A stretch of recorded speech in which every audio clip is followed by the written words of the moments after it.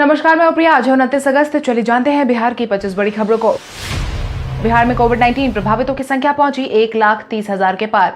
बिहार में कोविड-19 प्रभावितों की संख्या बढ़ती जा रही है। स्वास्थ्य विभाग की तरफ से मिली जानकारी के अनुसार बीते दिन पिछले 24 घंटे में बिहार में 1,998 नए मामलों की पुष्टि की गई है, जिसके बाद संक्रमितों की संख्या 1,30,848 पर पहुंच गई है। अगर हम प्रभावित जिलों की बात करें तो अररिया में 83, अरवल में 12, औरंगाबाद में 32, बांका में 32, बेगूसराय में 79, भागलपुर में 121, भोजपुर में 31, बक्सर में 43, दरभंगा में 39, पूर्वी चंपारण में 94, गया में 36, गोपालगंज में 59, जमुई में 29, जहानाबाद में 12, कैमूर में 7, कटिहार में 84, खगड़िया में 14, किशनगंज में 88, लखीसराय में 20, मधेपुरा में 25, मधुबनी में 69, मुंगेर में 20, मुजफ्फरपुर में 86, नालंदा में 44, नवादा में 17, पटना में 296, पूर्णिया में 87, रोहतास में 27, सहरसा में 68, समस्तीपुर में 43, सारण में 83, शेखपुरा में 20, शिवहर में 18, सीतामढ़ी में 17, सिवान में 36, सुपौल में 36, वैशाली में 41, पश्चिम चंपारण में 47, जिसके बाद बिहार में फिलहाल 20,489 सक्रिय मरीज हैं। वहीं स्वास्थ्य विभाग की तरफ से बीते शाम 4 बजे तक जारी किए गए अपडेट के अनुसार कुल मिलाकर 1,12,445 मरीज ठीक हो चुके हैं। वहीं 674 लोगों की जान जा चुकी है। मुख्यमंत्री नीतीश कुमार ने प्रदेशवासियों को दी सौगात। मुख्यमंत्री नीतीश कुमार ने प्रदेशवासियों को बीते दिन सौगात दी है, जिसके तहत लगातार उद्घाटन और शिलान्यास कार्यक्रम का सिलसिला जारी रखते हुए उन्होंने बीते दिन वीडियो कॉन्फ्रेंसिंग के माध्यम से नल जल और नली गली योजना का उद्घाटन और शिलान्यास किया है। 814 करोड़ से ज्यादा का खर्च 2,525 वार्ड की योजनाओं का उद्घाटन किया गया है। योजनाओं का शिलान्यास करते हुए मुख्यमंत्री ने PHED विभाग के कार्यों की भी खूब प्रशंसा की है। साथ ही नगर और नली गली योजना में करीब 20 लाख परिवारों को फायदा पहुंचने की बात की है। कोविड-19 की वजह से बिहार में विधानसभा चुनाव पर कोई असर नहीं। कोविड-19 की वजह से जहां बिहार में विधानसभा चुनाव पर ग्रहण लगने की उम्मीद जताई जा रही थी, अब सुप्रीम कोर्ट ने भी अपना फैसला सुनाते हुए विधानसभा चुनाव को हरी झंडी दिखा दी है। मिली जानकारी के अनुसार बीते दिन सुप्रीम कोर्ट ने साल के आखिरी महीने में संभावित बिहार विधानसभा चुनाव के हटाने की मांग वाली याचिका को खारिज कर दिया है। कोर्ट ने साफ तौर पर कहा है कि कोविड-19 की वजह से बिहार में विधानसभा चुनाव पर कोई रोक नहीं लगेगा। सुप्रीम कोर्ट का कहना है कि आयोग स्थिति के हिसाब से उचित फैसला लेने में सक्षम है। कृषि मंत्री ने किसानों से मांगे सुझाव। कृषि मंत्री प्रेम कुमार ने बीते दिन बिहार के कृषि केंद्र पर मौजूदा किसानों से बातचीत की है। वहीं इस दौरान किसानों से अपनी समस्या को सीधे कृषि मंत्री को भी बताया है। साथ ही कई सुझाव भी कृषि मंत्री को दिए गए हैं, जिसके बाद कृषि मंत्री ने कहा है, बिहार के किसानों से हमने बात की है। किसानों की कई सुझाव भी दिए गए हैं, जिस पर अमल किया जाएगा। जिस पर प्रधानमंत्री चाहते हैं कि किसानों की आय 2022 तक दोगुनी हो जाए और निश्चित तौर पर इन परियोजनाओं पर काम कर रहे हैं। इस कड़ी में हमने किसानों से बातचीत भी की और किसानों की फसलों को जो नुकसान हुआ है उसका भुगतान भी करने वाले हैं। पटना पहुंचकर केंद्रीय मंत्री गिरिराज सिंह ने की नीतीश कुमार की तारीफ। पटना पहुंचकर केंद्रीय मंत्री गिरिराज सिंह ने एनडीए गठबंधन में सब कुछ ठीक होने के संकेत दिए हैं और साथ ही यह भी कहा है कि पूर्ण सहमति के साथ एनडीए गठबंधन विधानसभा चुनावी मैदान में उतरने वाली है। इसके अलावा उन्होंने नीतीश कुमार पर भी जमकर सराहना की है। वहीं इस दौरान उन्होंने राहुल गांधी की तुलना हिटलर के मंत्री गोयबल्स से कर दी है। उन्होंने कहा कि राहुल गांधी पहले राफेल पर बोलते थे और अब कोविड-19 पर लोगों को भ्रमित करने का काम कर रहे हैं, जबकि कोविड-19 मैनेजमेंट के मामले में प्रधानमंत्री नरेंद्र मोदी की दुनिया ने मैनेजमेंट गुरु माना है। बिहार में कोविड-19 से स्वस्थ होने वालों की दर पहुंची 85.94% पर। बिहार में कोविड-19 संक्रमितों के स्वस्थ होने की दर में फिलहाल बढ़ोतरी देखने को मिल रही है, जिसके तहत स्वास्थ्य विभाग की तरफ से मिली जानकारी के अनुसार बिहार में स्वस्थ होने वालों की संख्या गुरुवार को 85.13% पर पहुंची थी, जो कि शुक्रवार को बढ़कर 85.94% पर पहुंच गई है। वहीं बिहार में 1,998 नए मामलों की पुष्टि की गई है और 12 संक्रमित इलाज के दौरान दुनिया को अलविदा कह चुके हैं। हालांकि बिहार में कोविड-19 प्रभावितों की संख्या लगातार बढ़ती जा रही है। ऐसे में रिकवरी दर में लगातार हो रही बढ़ोतरी ने थोड़ी राहत दी है। नीट और जेईई की परीक्षा के आयोजन को लेकर कांग्रेस ने बिहार में किया विरोध। नीट और जेईई परीक्षा को लेकर लगातार विपक्षी दल अपना विरोध प्रकट कर रहे हैं। इसी क्रम में बीते दिन बिहार कांग्रेस द्वारा जेईई नीट की परीक्षा रद्द करने की मांग को लेकर पटना में इनकम टैक्स कार्यालय के बाहर विरोध किया गया है। कांग्रेस के कार्यकारी अध्यक्ष ने कहा है कि सरकार छात्रों के जीवन के साथ खिलवाड़ करना बंद करे, नहीं तो यह विरोध और उग्र होता जाएगा। साथ ही कांग्रेसियों का कहना है कि कोविड-19 और बाढ़ जैसी असामान्य स्थिति पैदा होने के कारण लाखों छात्र परीक्षा से वंचित हो जाएंगे, इसलिए यह परीक्षा स्थगित होनी चाहिए।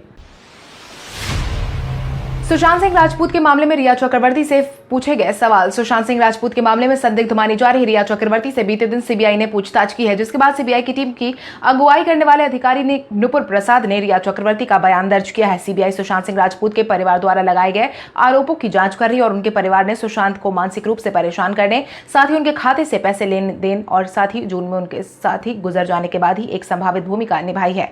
सीबीआई रिया के भाई से भी लगातार पूछताछ कर रही है। आज बिहारी पहचान में हम बात करेंगे जानकी वल्लभ शास्त्री की। आचार्य जानकी वल्लभ शास्त्री हिंदी और संस्कृत के कवि, लेखक और एक आलोचक थे। उनके पद्मश्री सम्मान से भी उन्हें नवाजा जा चुका है। हालांकि इससे पहले उन्होंने पद्मश्री को स्वीकार नहीं किया था। आपको बता दें, वल्लभ शास्त्री छायावदोत्तर काल के सुविख्यात कवि थे और उत्तर प्रदेश सरकार ने उन्हें भारती पुरस्कार से सम्मानित भी किया था। आचार्य का काव्य संसार बहुत ही विविध और व्यापक है। वो थोड़े ही कदवियों में रहे हैं। उन्हें हिंदी कविता के पाठकों में बहुत मान सम्मान मिला है। इसके अलावा उन्हें कई काव्य नाटकों की रचना भी की है और राधा जैसे सर्वश्रेष्ठ महाकाव्य भी रचा है। परंतु शास्त्री के सृजनात्मक प्रतिभा अपने सर्वोत्तम रूप में उनके गीतों और गजलों में प्रकट होती है। आइसोलेट होने की खबरों के बीच तेजस्वी यादव पहुंचे राजद कार्यालय। बीते दिन तेजस्वी यादव राजद कार्यालय पहुंचे थे, जहां पर पहुंचकर उन्होंने प्रदेश कार्यालय का मुआयना भी किया, जहां पर उन्होंने मौजूदा कार्यकर्ताओं से बातचीत भी की। मिली जानकारी के अनुसार तेजस्वी यादव ने इस दौरान प्रदेश अध्यक्ष जगदानंद सिंह से मुलाकात भी की। हालांकि मीडिया से तेजस्वी यादव ने दूरी बनाए रखी। राजद की तरफ से बताया गया है कि आज नेता प्रतिपक्ष तेजस्वी यादव 11 बजे प्रेस कॉन्फ्रेंस का आयोजन करने वाले हैं और मीडिया से रूबरू होने वाले हैं। बिहार शरीफ के सोहसराय पुल पर रविवार से गाड़ियों का परिचालन होगा शुरू। सोहसराय के बिहार शरीफ से जोड़ने वाले पुल पर रविवार से वाहनों का परिचालन शुरू हो जाएगा। इस दौरान पुल निर्माण के काम में लगे अधिकारियों और कर्मी भी काम को पूरा करने में लगे हुए हैं। इस पुल के निर्माण पर करीब 2 करोड़ 65 लाख रुपए का खर्च आया है। पुल चालू हो जाने के बाद सोहसराय के लोगों को जिला मुख्यालय आने जाने में काफी सहूलियत होगी। साथ ही सड़क पर जाम की समस्या से भी निजात मिलेगी। 150 सीटों पर चुनावी मैदान में उतरेंगे पप्पू यादव। आगामी विधानसभा चुनाव को ध्यान में रखते हुए पप्पू यादव ने बीते दिन 150 सीटों पर अकेले ही चुनावी मैदान में उतरने का फैसला लिया है। बाकी सीटों पर सामान्य विचारधारा वाली पार्टियों के साथ गठबंधन कर चुनावी मैदान में उतरने वाले हैं। उन्होंने कहा है कि बिहार के हालात पर टीवी चैनलों द्वारा किए जा रहे सर्वे के अनुसार जन अधिकार पार्टी बिहार की जनता की पहली पसंद है। इसके बाद पार्टी की कोर कमेटी में बैठक हुई है, जिसमें यह निर्णय लिया गया है कि पार्टी 150 सीटों पर चुनावी मैदान में उतरेगी। पश्चिम चंपारण को प्रकृति की सुंदरता के कारण कहा जाता है बिहार का स्वर्ग। पश्चिम चंपारण बिहार के तिरहुत प्रमंडल अंतर्गत भोजपुरी भाषा जिला है। यह जिला जल एवं वन्य संपदा से पूर्ण है। चंपारण का नाम चंपा प्लस अण्य से बना हुआ है, जिसका अर्थ होता है चंपा के पेड़ों में आच्छादित जंगल। बेतिया जिले का मुख्यालय शहर बिहार का जिला अपनी भौगोलिक विशेषता और इतिहास के लिए विशेष स्थान रखता है। महात्मा गांधी ने यहीं से अंग्रेजों के खिलाफ अपनी नील मुहिम की शुरुआत की थी। 1966 में हुआ विभाजन के बाद अंग्रेजों के समय में चंपारण को स्वतंत्र इकाई बनाया गया था। प्रशासनिक सुविधा के लिए 1972 में इस तरह शंकर पूर्वी चंपारण और फिर पश्चिम चंपारण बना दिया गया था। मुख्यमंत्री नीतीश कुमार ने मुखिया जी से की बात। बीते दिन मुख्यमंत्री नीतीश कुमार ने पक्की गली नली योजना का उद्घाटन करने के दौरान मुखिया जी से बातचीत की है और कहा है कि ग्राम पंचायत के मुखिया जी याद कर ले, जब से हम लोगों को काम करने का मौका मिला है तभी से हमने कहा है कि केवल हम ही सरकार नहीं है, ग्राम पंचायत भी एक सरकार है। इसलिए पंचायत में बनाए जा रहे भवन का नामकरण किया गया है पंचायत सरकार भवन। पंचायत सरकार की आप ही मुख्य है। इसके साथ ही उन्होंने यह भी कहा है कि पंचायत सरकार भवन के निर्माण के लिए मुखिया को ही राशि आवंटित की जाती है। 1 करोड़ से अधिक की राशि का भवन आपको ही बनाना है। तेज प्रताप यादव पर मामला हुआ दर्ज। तेज प्रताप यादव के कारण झारखंड में एक होटल मालिक की परेशानी बढ़ गई है। झारखंड सरकार भी तेज प्रताप यादव के खिलाफ मामला दर्ज कर चुकी है।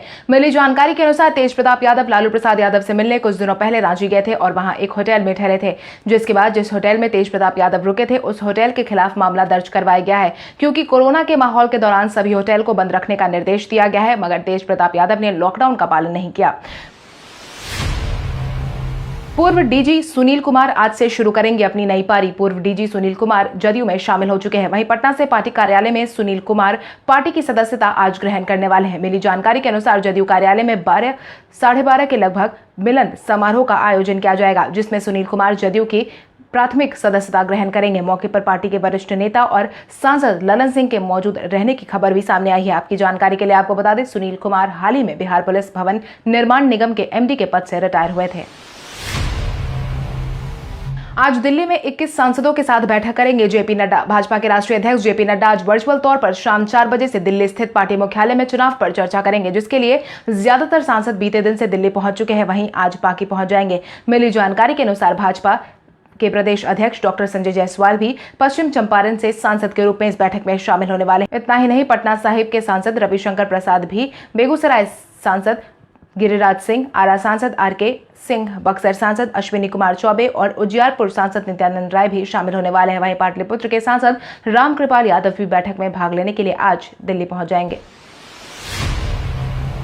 तेजस्वी यादव और कन्हैया कुमार ने मिलकर बिहार में एनडीए को मात देने की शुरू की तैयारी। आगामी विधानसभा चुनाव में एनडीए सरकार को गिराने की तैयारी तेजस्वी यादव और कन्हैया कुमार ने शुरू कर दी है, जिसके तहत वाम दलों को राजद के साथ महागठबंधन फाइनल होने के बाद तेजस्वी यादव और कन्हैया कुमार अब एक मंच साझा करने वाले हैं। सीबीआई के पूर्व विधायक राम नरेश पांडे ने मीडिया से बातचीत के दौरान इस बात की जानकारी दी और कहा है कि 2020 का चुनाव कई मायनों में अलग होने वाला है। वाम दल महागठबंधन के साथ मिलकर एनडीए को हराने का काम करेगा।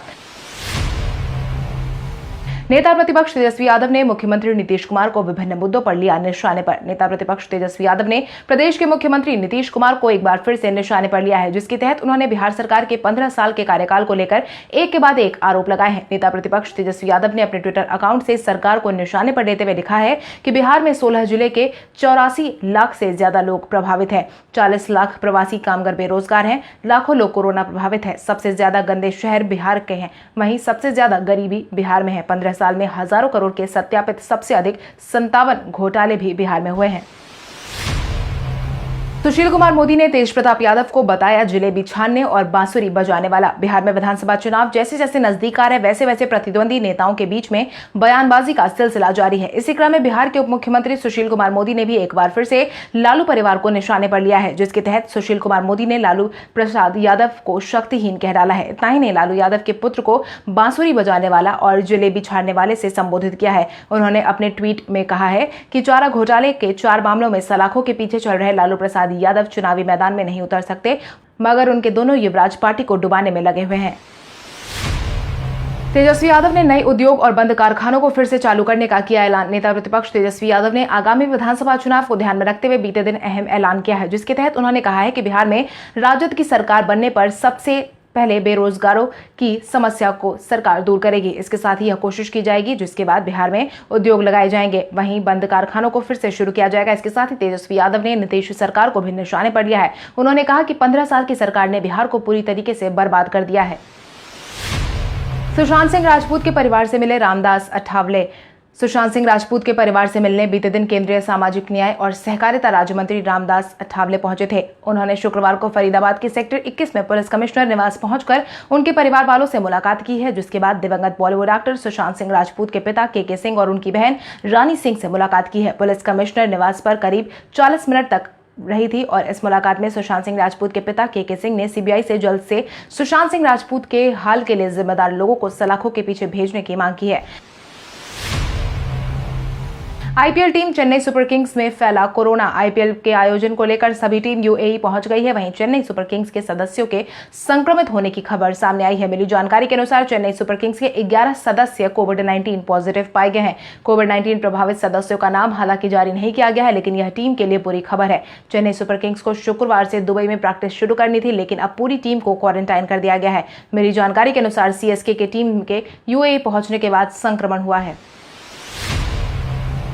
एंड्रॉइड फोन के गर्म होने की समस्या से तुरंत मिलेगा निजात। आए दिन फोन का गर्म हो जाना जैसी परेशानियों का सामना करना पड़ता है, तो आज हम आपको ऐसे 2 उपाय बताएंगे जिससे आप अपने फोन को गर्म होने से बचा सकते हैं। यदि कोई गेम खेल रहे हो या वीडियो स्ट्रीम कर रहे हो तो ऐसे समय में देर तक कैमरे का उपयोग कर रहे हो तो फोन थोड़ा गर्म हो जाता है। ऐसी समस्या का समाधान अब आसानी से निकाला जा सकता है, जिसके तहत यदि फोन गर्म हो रहा हो या फिर कॉलिंग, मैसेजिंग और चैटिंग के दौरान गर्म हो रहा हो तो समझ जाइए कि आपके सॉफ्टवेयर की समस्या है और सबसे पहले अपने फोन का सॉफ्टवेयर अपडेट करें। यदि आपने सॉफ्टवेयर को अपडेट किया है या फिर उसके बाद भी समस्या बनी हुई है तो हाल ही में इंस्टॉल किए गए ऐप्स पर ध्यान दें। हो सकता है कि उसकी वजह से आपका फोन गर्म हो रहा हो। 1 से 5 तक के शिक्षक अभ्यर्थियों की सूची एनआईसी पोर्टल पर 1 सितंबर तक होगी जारी। प्रारंभिक स्कूल में कक्षा 1 से लेकर 5वीं तक शिक्षक बहाली के लिए अभ्यर्थियों की सूची 1 सितंबर से जारी करने का ऐलान जारी कर दिया गया है, जिसके तहत 1 सितंबर से यह पूरी सूची एनआईसी पोर्टल पर अपलोड की जाएगी। 2 सितंबर से 9 सितंबर तक अभ्यर्थियों से जारी किए गए सीट पर आपत्ति ली जाएगी। आपत्ति का निराकरण भी किया जाएगा। इसके साथ ही इस दौरान सही से काम नहीं करने वाले नियोजन इकाई पर भी सख्ती से पेश आया जाएगा। इसकी पहली कक्षा 6ठी से लेकर के 8वीं तक के शिक्षक अभ्यर्थियों की मेधा सूची जिले के NIC वेबसाइट पर अपलोड कर दी गई थी। कल हमारे द्वारा पूछे गए सवाल का जवाब आप में से बहुत सारे यूजर ने हमें कमेंट करके दिया था। उसके लिए आपका बहुत बहुत धन्यवाद। आप में से जिन यूजर का कमेंट हमें अच्छा लगा है उनके नाम है विजयराज, राधेश्याम राम, मोनिका कुमारी, पूजा कुमारी, उजाला चौधरी, राम लखन महतो, मधुरानी कुमारी, सिकंदर साहनी, रविंद्र पासवान, आलमराज, जयशंकर कुमार, अनिल राय, दीपक कुमार यादव, राहुल भवानी, निर्मल कुमार, सत्येंद्र कुमार। इसके अलावा हमारी टीम को और भी लोगों के जवाब अच्छे लगे हैं, मगर समय के अभाव के कारण हम उनका नाम नहीं ले पाए हैं। लेकिन आप हमारे सवालों का जवाब देते रहे, हम कल आपका नाम लेने की पूरी कोशिश करेंगे। तो चलिए बढ़ते हैं आज के सवाल की। और आज का सवाल कुछ इस प्रकार है, आपके अनुसार अब तक बिहार का सबसे बेहतरीन लीडर कौन रहा है? अपने जवाब हमें कमेंट करके जरूर बताएं। इसके साथ ही आज के लिए बस इतना ही। अगर आप ये वीडियो हमारे YouTube पर देख रहे हैं तो हमारे चैनल को सब्सक्राइब करें और बेल आइकॉन दबाना ना भूलें। और अगर आप ये वीडियो हमारा Facebook पर देख रहे हैं तो इस वीडियो को लाइक करें और ज्यादा से ज्यादा शेयर करें। धन्यवाद।